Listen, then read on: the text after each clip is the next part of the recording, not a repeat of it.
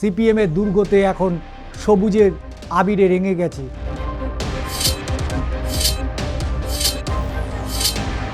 কংগ্রেস এবং বামের জোট না হওয়ায় বিজেপি এখানে ভরপুর সুবিধা পেয়ে গেল। মমতা বন্দ্যোপাধ্যায়ের কারিশমায় আটকে গেল বিরোধীরা, বিশেষ করে বিজেপি। এই কামারহাটি গেরুয়া রং হবে। কামারহাটি কি মদন মিত্রকে পরাজিত করে বিজেপি সেখানে জয়লাভ করতে পারবে?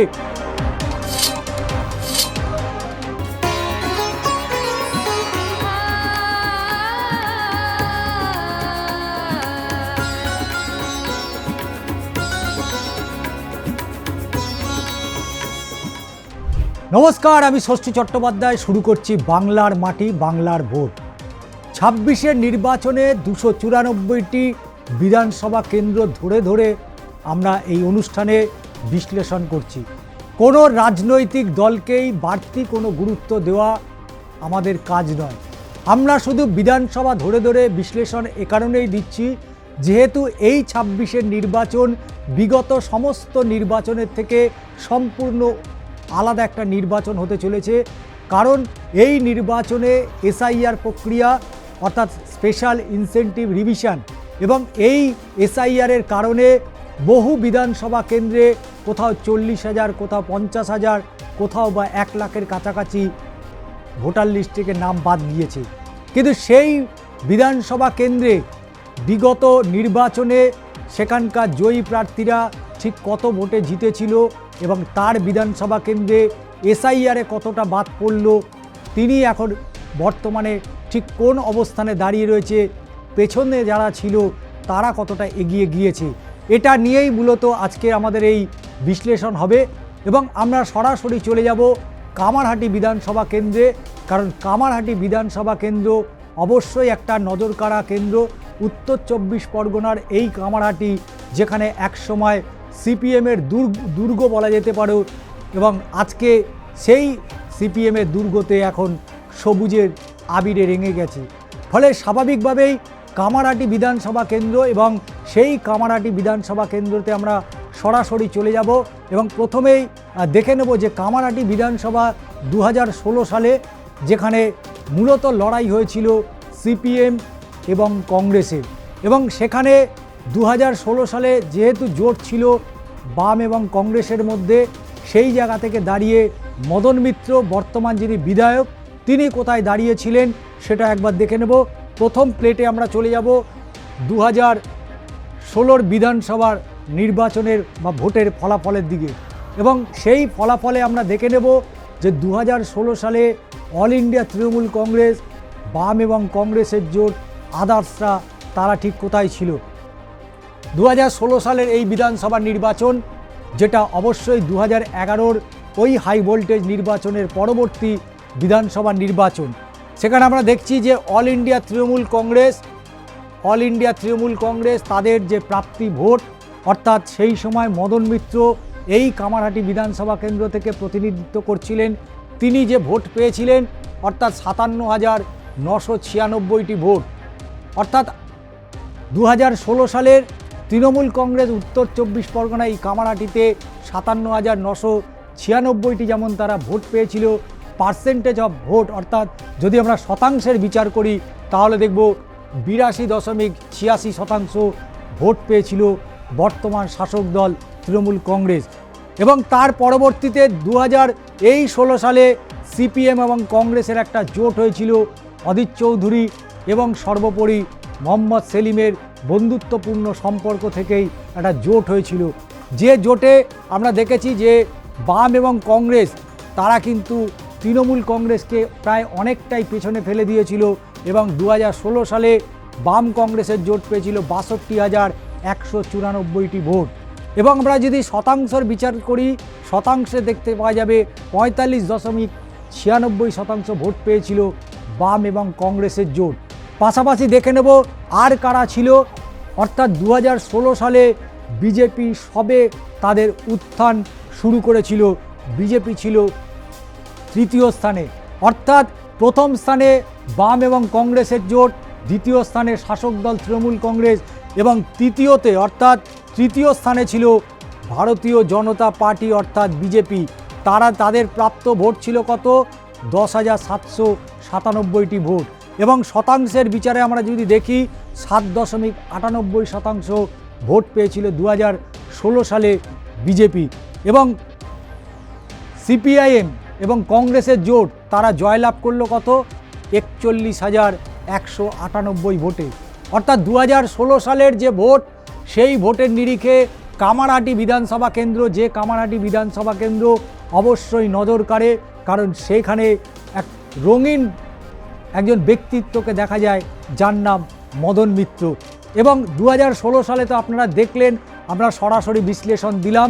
এবার চলে যাব আমরা 2019-এর লোকসভা নির্বাচন, যে নির্বাচনকে কেন্দ্র করে রাজ্যে তুমুল একটা হাওয়া উঠেছিল, সেই 2019-এর লোকসভা নির্বাচন। এবং 2019-এর যে লোকসভা নির্বাচন দেখতেই পাচ্ছেন যে 2019-এর লোকসভা নির্বাচনের যে ফলাফল, সেই ফলাফল নিয়েই মূলত আমরা আলোচনা করব। এবং অল ইন্ডিয়া তৃণমূল কংগ্রেস 2019-এর লোকসভা নির্বাচন ছিল, যে নির্বাচনে তৃণমূল কংগ্রেস পেয়েছিল 5,12,062টি ভোট। অর্থাৎ 2016 সালে যেখানে তৃণমূল কংগ্রেস দ্বিতীয় স্থানে ছিল, সেই 2019 সালে তৃণমূল কংগ্রেস এক ধাক্কায় তারা 19-এর লোকসভায় 5,12,062টি ভোট পেল। এবং সৌগত রায়, তার পার্সেন্টেজ অফ ভোট কত ছিল? 42.51%। দ্বিতীয় হচ্ছে অবশ্যই ভারতীয় জনতা পার্টি। অর্থাৎ 2016 সালের যে বিধানসভা নির্বাচনের যে ফলাফল দেখেছিলাম, যেখানে তৃতীয় স্থানে ছিল ভারতীয় জনতা পার্টি অর্থাৎ বিজেপি, সেই বিজেপি গত 3 বছরের মাথায় সেই 16 থেকে 19-এর মধ্যে তারা একেবারে দ্বিতীয় স্থানে চলে এলো। বাম এবং কংগ্রেসের সেই সময় আর জোট হলো না, এবং কংগ্রেস এবং বামের জোট না হওয়ায় বিজেপি এখানে ভরপুর সুবিধা পেয়ে গেল। অর্থাৎ বিজেপি দ্বিতীয় স্থানে চলে এলো, তারা ভোট পেল 4,59,063টি ভোট। ভাবতে পারছেন বিজেপি কি হারে উত্থান হয়েছিল 2019-এর লোকসভা নির্বাচনে, যেখানে 16-তে তারা তৃতীয় স্থানে ছিল, অথচ 19-এ 3 বছরের মাথায় তাদের পার্সেন্টেজ অফ ভোট কোথায় চলে গেল? 38.11%। অর্থাৎ কী হারে যে বিজেপি বৃদ্ধি হয়েছিল তা 2019-এর লোকসভা নির্বাচনের ফলাফল স্পষ্ট হয়ে গেল। এবং যে সিপিএম কংগ্রেসের জোট ছিল, যেখানে তারা জয়ী হয়েছিল, সেই বাম এবং কংগ্রেস তারা আলাদা হয়ে গেল। 2019-এর লোকসভা নির্বাচনে তারা জোটে গেল না। তারা মনে করলো যদি আমরা ইন্ডিভিজুয়ালি অর্থাৎ একা লড়াই করি, তাহলে হয়তো একে অপরকে টেক্কা দিতে পারবো। কিন্তু ফল কি হলো? ফল যা হবার সেটাই হলো। সিপিএম অর্থাৎ বামফ্রন্ট পেল 1,67,590টি ভোট। এবং শতাংশের বিচারে আমরা যদি দেখি, 13.19% ভোট পেয়েছিল 2019-এর লোকসভা নির্বাচনে সিপিআইএম। কংগ্রেস 2026-এর এই হাই ভোল্টেজ বিধানসভা নির্বাচনে তারা মনে করছে একা লড়েই 294টি আসনে জয়লাভ করতে পারবে। সেই কংগ্রেস 2019 সালে অর্থাৎ আজ থেকে বেশ কয়েক বছর আগে সেই ইন্ডিয়ান ন্যাশনাল কংগ্রেস তারা ভোট পেলে কত? 29,491টি ভোট। মানে কি হারে কংগ্রেসের ভোট ডাউনফল হলো, সেটা 2019-এর লোকসভা নির্বাচনের ফলাফল বলছে। তারা শতাংশতে কত পেল না? তারা শতাংশে 2.42% তারা ভোট পেল। মানে যেখানে কংগ্রেস এবং সিপিএমের জোট, যেখানে 2016 সালে তারা বিধানসভা ছিনিয়ে নিয়েছিল, সেই সিপিএম কংগ্রেস 2019-এ লোকসভাতে তারা একা লড়াইয়ের সিদ্ধান্ত নেওয়াতে যা ফল হবার সেই ফলটাই পেল। এবং সেটা হচ্ছে 1,67,590 সিপিএম এবং কংগ্রেস পেল 29,491।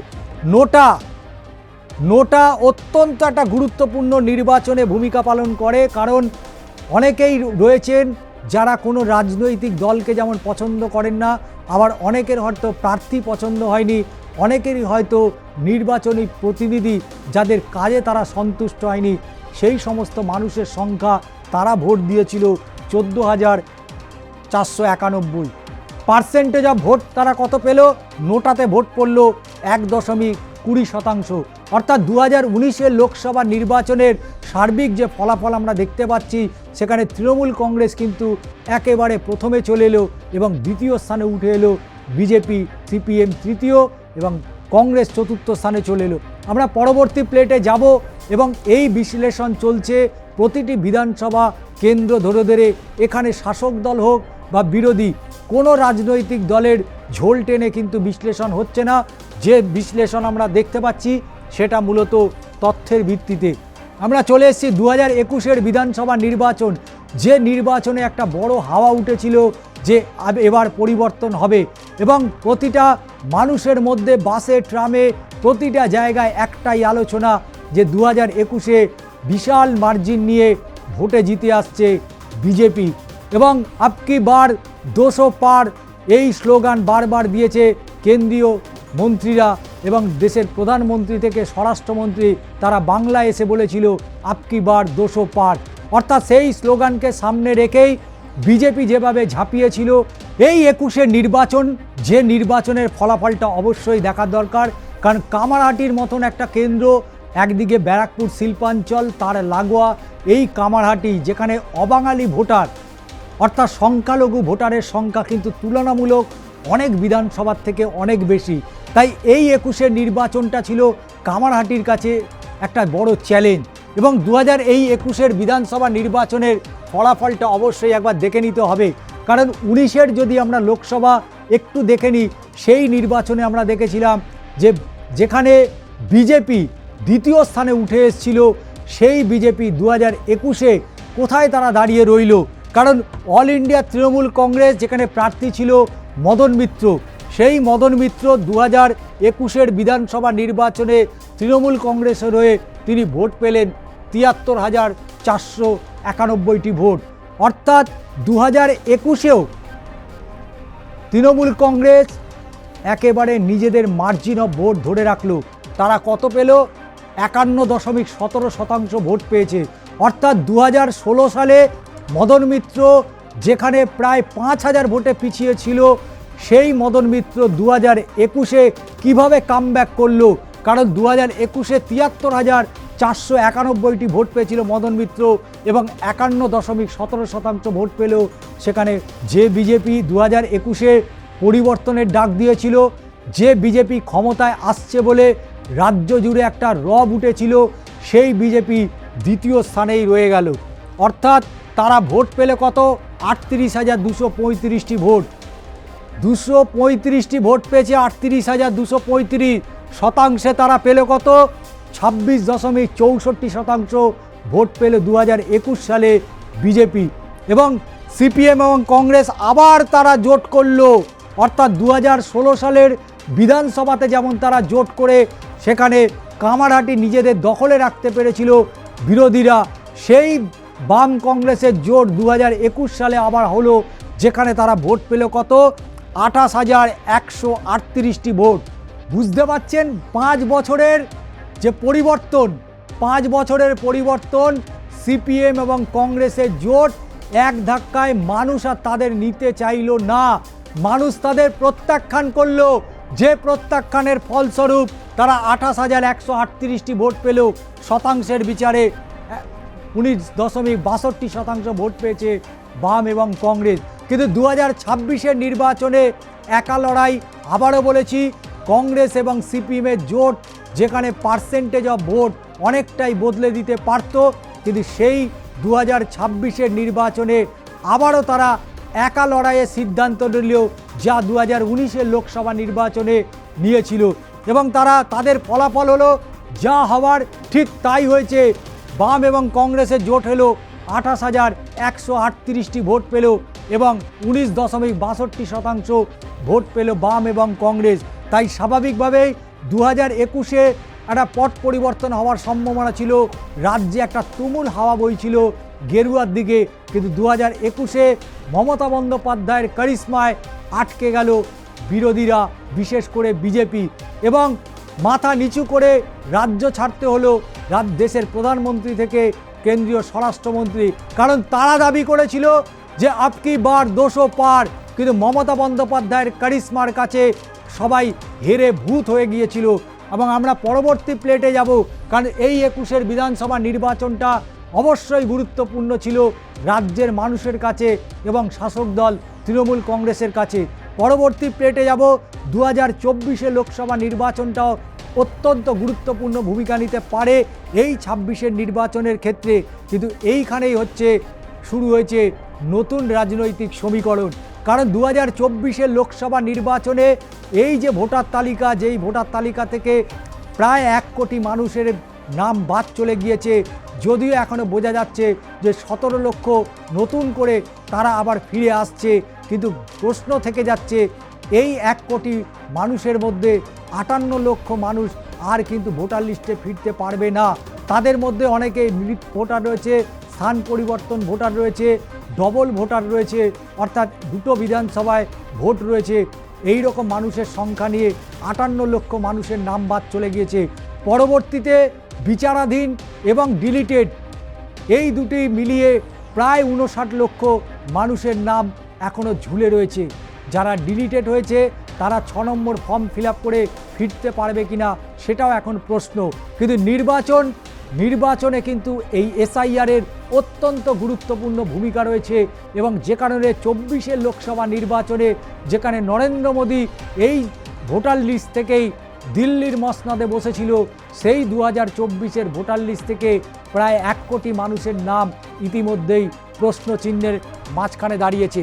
তাই অবশ্যই 2024-এর একটু আমরা ফলাফলটা দেখে নেব, কারণ 2024-এর এই লোকসভা নির্বাচনটা 26-এর নির্বাচনের জন্য অত্যন্ত একটা গুরুত্বপূর্ণ, এবং এই 24-এর ভোটটা অবশ্যই বিশ্লেষণের দরকার রয়েছে। কারণ অল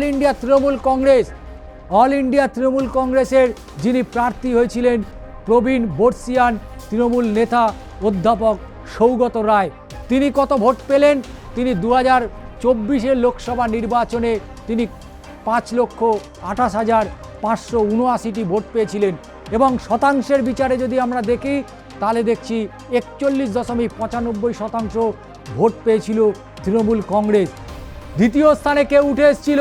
দ্বিতীয় স্থানে সেই ভারতীয় জনতা পার্টি, অর্থাৎ বিজেপি 2024-এর লোকসভা নির্বাচনে তারা ভোট পেল কত? 4,57,919টি ভোট। অর্থাৎ লড়াই যে তৃণমূল কংগ্রেস এবং বিজেপির মধ্যে বারবার হয়েছে, ব্যতিক্রমী শুধু 2016-র বিধানসভা নির্বাচন, কিন্তু বারবার প্রতিটা নির্বাচনে আমরা দেখেছি 16কে বাদ দিলে তাহলে দ্বিতীয় স্থানে বারবার বিজেপি উঠে এসছে, কিন্তু কামারহাটি দখল করতে তারা পারেনি। কিন্তু 26-এর বিধানসভা নির্বাচনে এই কামারহাটি গেরুয়া রং হবে। কামারহাটি কি মদন মিত্রকে পরাজিত করে বিজেপি সেখানে জয়লাভ করতে পারবে? অবশ্যই সে বিষয়ে পরে আসছি। তবে প্রথমেই যেটা দেখে নিয়েছিলাম যে বিজেপি দ্বিতীয় স্থানে উঠে এসেছিল, তারা পার্সেন্টেজ অফ ভোট পেয়েছিল এই লোকসভা কেন্দ্র থেকে, সেখানে তারা ভোট পেল 36.34% ভোট। 2024-এ আবার বাম কংগ্রেসের জোট হলো। 2024-এর লোকসভা নির্বাচনে আবার তারা মনে করলো যে না, বন্ধুত্বপূর্ণ লড়াই করতে হবে, জোট বেঁধে যদি লড়াই না করা যায় তাহলে তৃণমূল এবং বিজেপিকে পরাস্ত করা সম্ভব নয়। তাই আবার সমীকরণ বদলে আবার তারা জোটে গেল 2024-এও। 21-এ তারা জোট করেছিল, 24-এও তারা জোট করলো, এবং সেই জোটের ফলাফল হলো 2,40,784টি ভোট পেল বাম এবং কংগ্রেসের জোট। এবং যেখানে সুজন চক্রবর্তী ছিল এই দমদম লোকসভা কেন্দ্রে অত্যন্ত গুরুত্বপূর্ণ, এবং অবশ্যই পোড়খাওয়া বর্ষিয়ান সিপিআইএম নেতা সুজন চক্রবর্তী, তিনি ভোট পেলেন 2,40,784টি ভোট, এবং তারা শতাংশের বিচারে কত ভোট পেল না 19.11% ভোট পেয়েছিল, যা অবশ্যই 2024-এর লোকসভা নির্বাচনে এটা একটা ভালো ফল বলা যেতে পারে, বিশেষ করে বাম এবং কংগ্রেসের জন্য। এবং নোটাতে ভোট পড়ল কত? নোটাতে ভোট পড়েছে কিন্তু কম নয়। নোটাতে মানুষ ভোট দিয়েছে 11,334টি ভোট। ভাবতে পারছেন, নোটাতেও মানুষ ভোট দিয়েছে। যারা প্রার্থীকে পছন্দ করেনি, যারা রাজনৈতিক দল পছন্দ করে না তারা ভোট দিয়েছে 0.9% ভোট। এবং এই 2024-এর যে ফলাফল যদি আমরা দেখি, তাহলে 2024-এর মূলত সৌগত রায় তিনি 3বারের জন্য জয়লাভ করলেন, অর্থাৎ হ্যাট্রিক করেছেন। সেই সৌগত রায় 1,26,046টি ভোট পেয়েছিল। মানে 2024-এর লোকসভা নির্বাচনে এই দমদম কেন্দ্রে একটা হাড্ডাহাড্ডি লড়াই হয়েছিল। সেই 2024-এর লোকসভা নির্বাচনে 1,26,046টি ভোটে জয়লাভ করেছিলেন অধ্যাপক সৌগত রায়। এবং অবশ্যই তার পরবর্তীতে এই 26-এর নির্বাচনকে কেন্দ্র করে প্রতিটা রাজনৈতিক দল তাদের নিজেদের গুটি সাজাচ্ছে এবং কিভাবে তৃণমূল কংগ্রেসকে পরাজিত করা যায় তার যখন ছক বাম এবং কংগ্রেস এবং তার পাশাপাশি বিজেপি তারা অঙ্ক কষতে শুরু করেছে, সেই জায়গায় দাঁড়িয়ে এই এসআইআরে কত নাম বাদ গেল, কত মার্জিনে জিতেছিল মদন মিত্র 2021-এ এবং কত নাম বাদ যাওয়াতে কোন অবস্থায় রয়েছে কামারহাটির বিধায়ক মদন মিত্র, সেটাও দেখে নেব এক নজরে পরবর্তী প্লেটে। মদন মিত্র 2021-এর বিধানসভা নির্বাচনে জয়ী হয়েছিলেন 35,226টি ভোটে। 2021 সালে মদন মিত্র এই কামারহাটি বিধানসভা থেকে 35,226টি ভোটে জিতেছিল।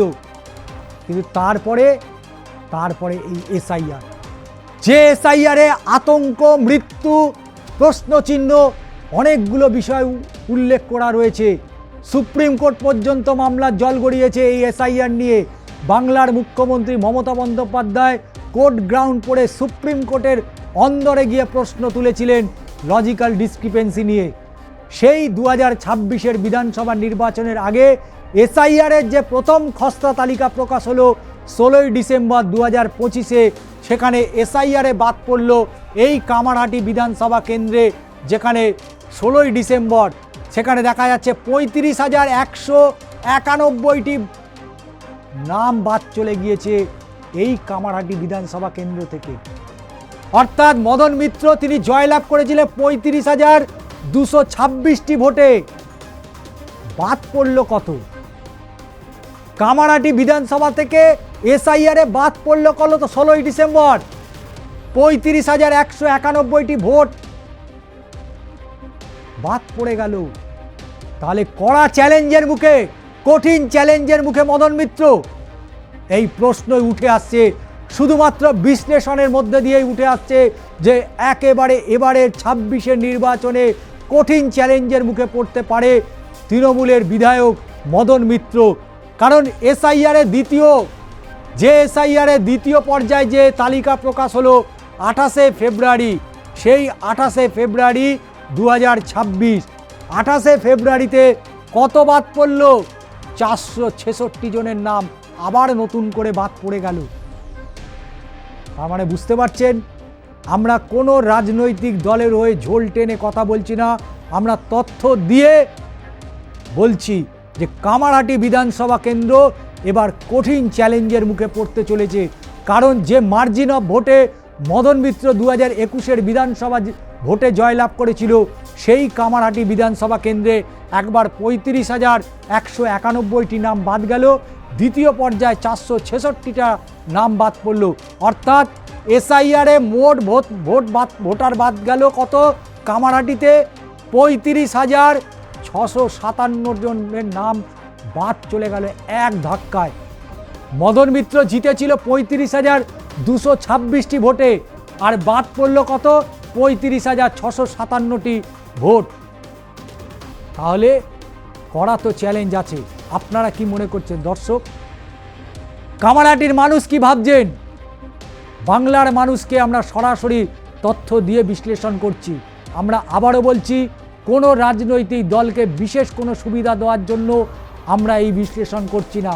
আমরা বিশ্লেষণ করছি এই 26-এ এসআইআরের মধ্যে দিয়ে যে নির্বাচন হতে চলেছে, সেই এসআইআর কতটা এফেক্টেড হতে পারে রাজনৈতিক দলগুলো।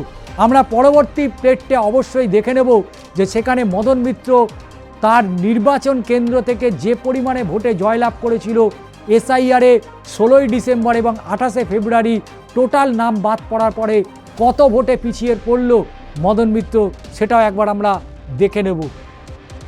অর্থাৎ তৃণমূল কংগ্রেসের 2021-এর বিজয়ী প্রার্থী মদন মিত্র, তিনি যে ব্যবধানে জয়লাভ করেছিলেন, সেই জয়লাভ করার তার প্রাপ্ত ভোট থেকে 651টা নাম বাদ চলে গেছে।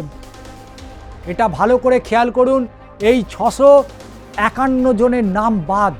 অর্থাৎ 651টা মানে কি, মদন মিত্র যে মার্জিন অফ ভোটে, আমরা আগের প্লেটে আরেকবার দেখে নেব, 35,226টি ভোটে তিনি জয়লাভ করেছিলেন এবং প্রথম দফায় 35,191 এবং দ্বিতীয় দফায় 466টি ভোট দুটো লিস্ট থেকে বাদ যাওয়ার পরে মদন মিত্র কোথায় এসে দাঁড়ালো না, মদন মিত্র দাঁড়ালো এই 651 ভোটে পিছিয়ে রয়েছে।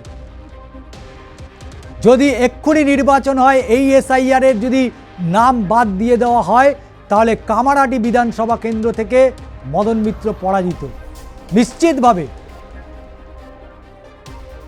কিন্তু এসআইআর মানেই সব ভোট বিরোধীদের চলে যাবে, শাসক দলের ঝুলিতে যে শূন্য আসবে, এটা ভেবে নেওয়ার কোনো কারণ নেই। কারণ 2002 সালে যখন এসআইআর হয়েছিল বাম আমলে, সেখানে প্রায় 20 লক্ষ মানুষের নাম বাদ গেলেও 2002 সালে ক্ষমতায় কিন্তু বামেরাই ছিল।